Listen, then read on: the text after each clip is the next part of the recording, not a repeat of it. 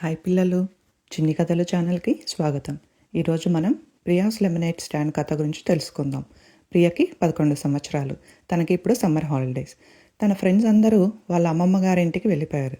So ప్రియతో ఆడుకోవడానికి ఎవరు లేరు. తనకి ఒక్కతే ఇంట్లో ఉంటే బోర్ కొడుతుంది. అప్పుడు తనకి ఒక ఆలోచన వచ్చింది.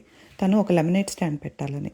వెంటనే తను ఒక పెన్ పేపర్ తీసుకొని అందుకు కావాల్సిన సామాన్ల లిస్ట్ అన్ని రాసుకుంది. తర్వాత వాళ్ళ అమ్మతో అవి కొనడానికి మార్కెట్కి వెళ్ళింది.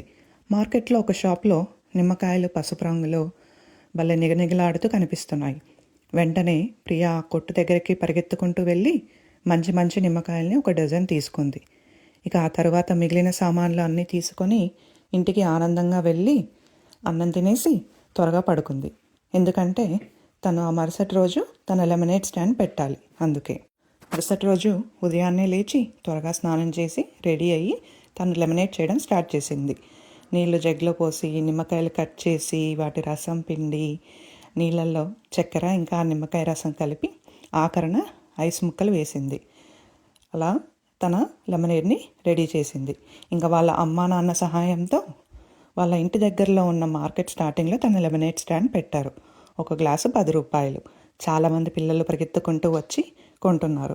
ప్రియకి ఇదంతా చూడడం చాలా ఆనందంగా ఉంది. అప్పుడే ప్రియ ఒక ముసలి ఆవిడ నడవడానికి ఇబ్బంది పడుతూ ఎండ వల్ల నీరసంగా ఉండడం గమనించింది. వెంటనే ఒక గ్లాసు లెమనేడ్ తీసుకొని ఆ పెద్దావిడకి ఇచ్చింది. ఆ పెద్దావిడ బాగా దాహంతో ఉండడంతో ఆ గ్లాసుడు లెమనేడ్ని వెంటనే తాగేసి ప్రియకి కృతజ్ఞతలు చెప్పింది.